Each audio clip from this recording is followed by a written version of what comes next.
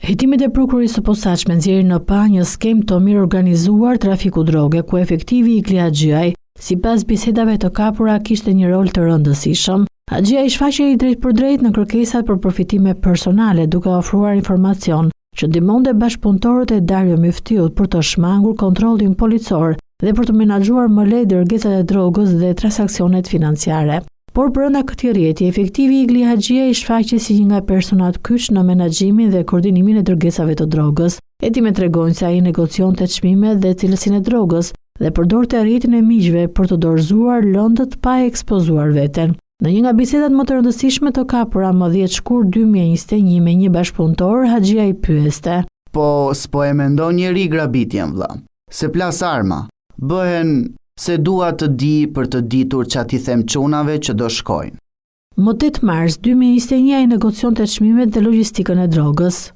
"Vlla, si e ke punën andej? A ke ndonjë mall të mirë me çmim?" "Si të kam, hajde mo t'u lëviz me bolek si gjithmonë.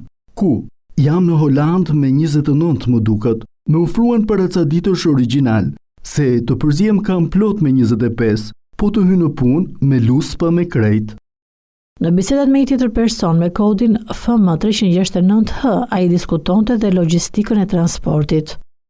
"Kam një copë në Athinë, e do? Keme çfarë sjell? 29 kë blerja këtyre, 2 kë transporti, 31 kë.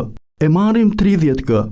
Sipas prokurisë, termat dhe çmimet e përdorura në këtë biseda janë kode për lloje dhe cilësi të ndryshme të substancave narkotike. Në komunikimet e tjera të Haxhiaj përmes aplikacionit të enkriptuar SkyCC, rezulton se ai komunikonte me përdorues të ndryshëm mbi blerjet, shitjen dhe transportimin e lëndëve narkotike. Megjithatë, deri më tani nuk janë sekuestruar sasi konkrete të drogës, duke mos mundësuar ekspertimin e cilësisë apo llojit të saj, gjë që do të mundsonte që ndaj tij të ngrihej dhe akuza për trafik ndërkombëtar të lëndëve narkotike. Aktualisht, ai akuzohet për shpërdorim detyre dhe zbulim të akteve ose të dhënave sekrete. Hetimet e kryera nga viti 2020 deri në 2025 nga Njësia e Policisë Ekonomiko-Financiare e Breshjas dhe Shërbimi Qendror i Hetimit mbi kriminalitetin e organizuar rindërtuan mënyrën se si rrjeti i kryesuar nga visi i Pojës funksiononte dhe rolet e secilit antar. Në krye të organizatës qëndronte Denis Myftiu, Erion Kapidani dhe Elvis Doçi, të cilët jepin urdhra dhe koordinonin aktivitetet përmes bisedave të koduara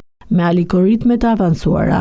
Rrjeti dispononte 6 baza logjistike në territorin italian, 3 në provincën e Breshjas, në mbikëqyrjen e Eduard Lebës dhe 1 në qytetin e Breshjas, 1 në provincën e Lecios, në përgjegjësinë e Deliut, 1 në Puglia të koordinuar nga Vincenzo Bruno dhe Altin Sheaj dhe një tjetër në Italinë e Veriut.